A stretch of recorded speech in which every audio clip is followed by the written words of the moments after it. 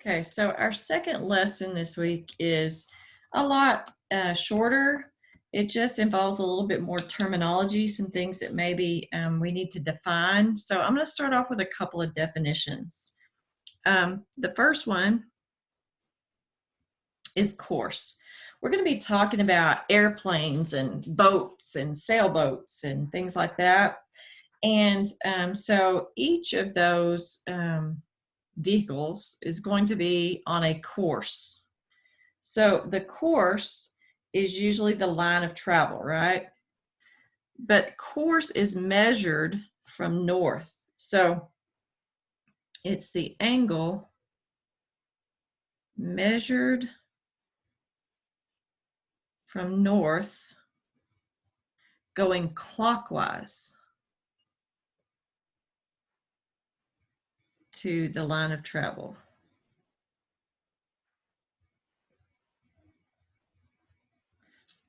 Okay, that'll make more sense when we draw a picture here in a minute. The other thing that I want to talk about or define is the bearing. They're going to ask you for the bearing on some of these questions. And the bearing is usually what you're looking at. But it doesn't have to be what you're looking at. It could just be some object somewhere. So the bearing is going to be the clockwise angle from north to the line of sight, to a point of reference or something that you are looking at, not necessarily the direction that you're going. So we'll say the angle measured from north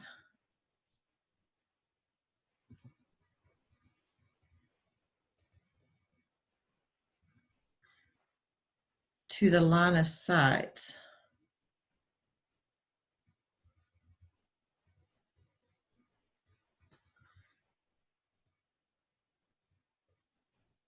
To a point of reference.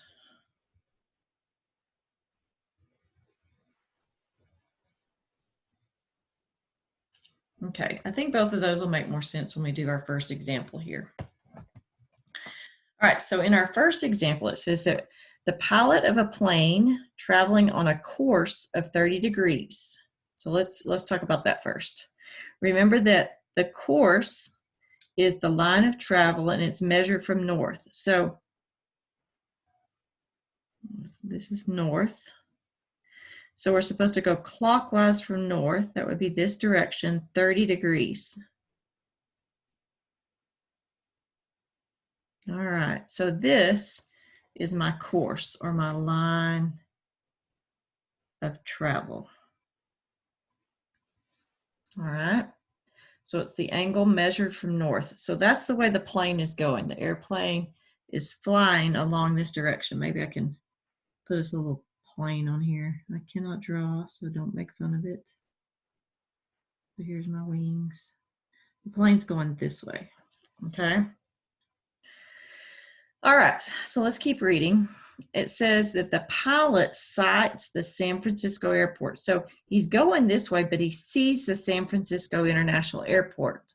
And it says that he's looking, his line of sight forms a right angle with the line of travel. So he could be looking this way or back this way. I'm going to go with back this way.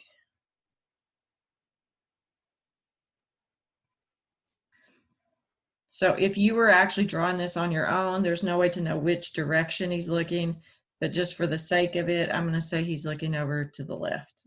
And maybe that should be written in there, but it's much more clear on your homework problems. All right, so the question, it says to find the bearing of the airport. Well, remember, that's what he's looking at over here. Here's my airport.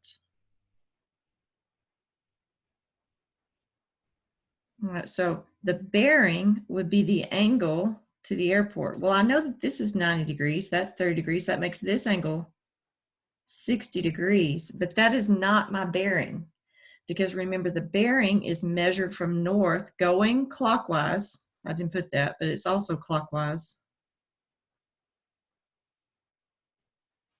to the line of sight. So I've got to swing from here all the way around to there.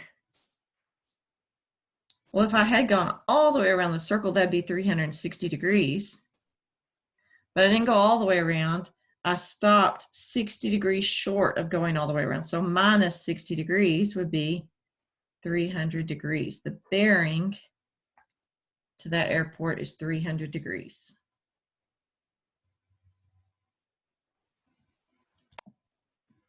All right, so in example 2, we're going to be talking about this exact same plane. So I'm going to go ahead and draw this, but in a smaller version down here. So we still have our north. We still have that angle of 30 degrees. We still have that airport over here.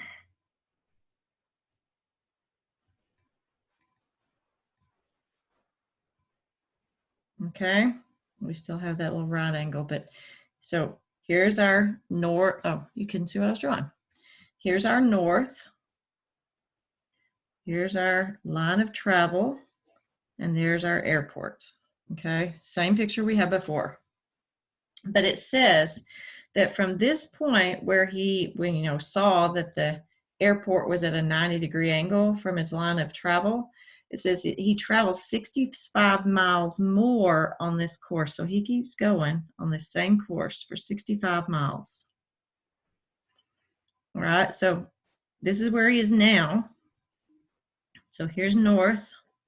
Remember that he's still going on that exact same course. This is still 30 degrees. But now it says the new bearing of the airport from the plane. So from north down here to the airport now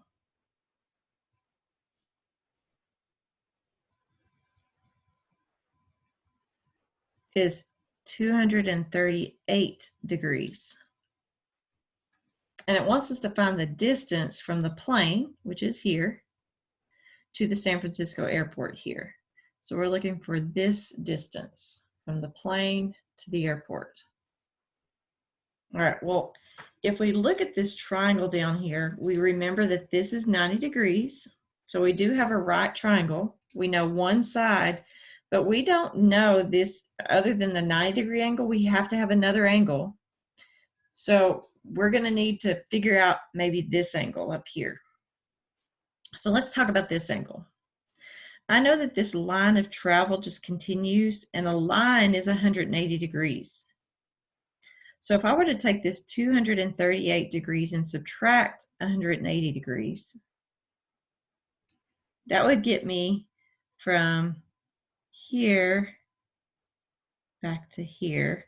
And then I'd need to subtract 30 more, right? 30 plus 180 plus this angle would give me 238.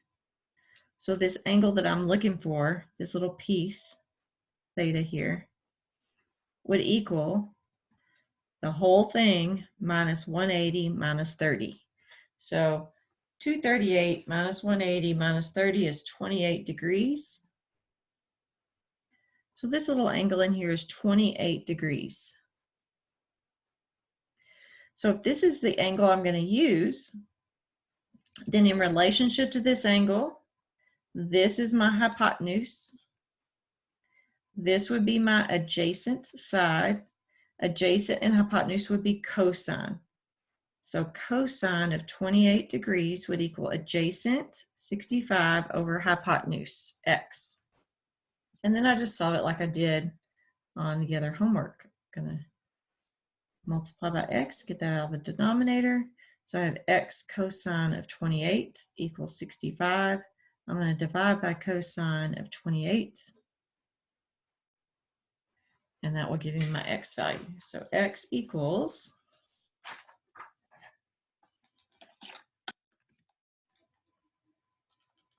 65 divided by cosine of 28.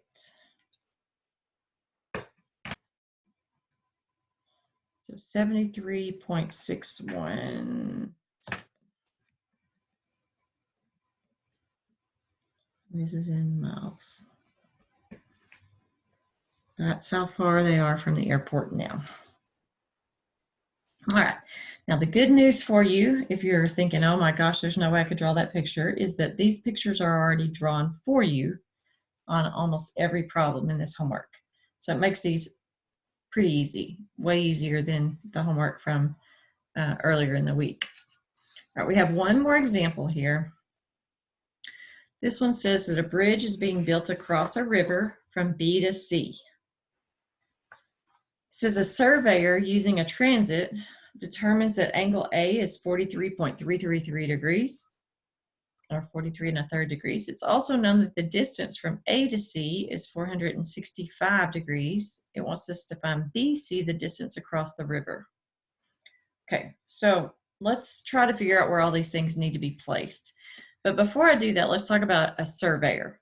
Some of you may know surveyors. You may have parents that are surveyors, aunts, uncles. If you see the people out on the side of the road sometimes with that little tripod, and they're looking through it and trying to measure some things off, they're probably using a transit, which helps you measure distances that otherwise would be difficult to find. And so it's very helpful when you're trying to build something, or even if you're just trying to measure off a plot of land. So anyway, this one says that we're going to build a bridge across a river. So I'm going to draw a river here. We're going to be building a bridge. So the assumption is that this bridge going across the river is probably going to be built straight across because that will be the cheapest. All right, so we're building this river. It says from B to C. So B to C. It says a surveyor using a transit determines that angle A, so we have to figure out where that is also, angle A is 43 1/3 degrees. It's also known that the distance from A to C is 465. So if he can measure the distance from A to C, then I'm betting that A and C are on the same side of the river, because otherwise he's walking on water. So, because there's no bridge there yet. So assume that A and C are on the same side of the river here, and that distance is 465. That puts angle A here, forming our triangle. So this angle is the 43 1/3 degrees. And it wants us to find BC, the distance across the river, where they're going to have to build this bridge. So in this case, what we're looking for is opposite to the angle. This side is adjacent to the angle. Opposite and adjacent would be tangent. So tangent of 43.333 degrees equals opposite, x over adjacent, 465. So we're going to multiply both sides by 465. And so we type that in our calculator. So 465 tangent of 43.333 gives me 438.6997. If I'm going to round up, that's going to make this 438.700. And this was in meters. All right. Hopefully with all the pictures drawn, these won't be too bad for you. But if you have any questions, then let me know.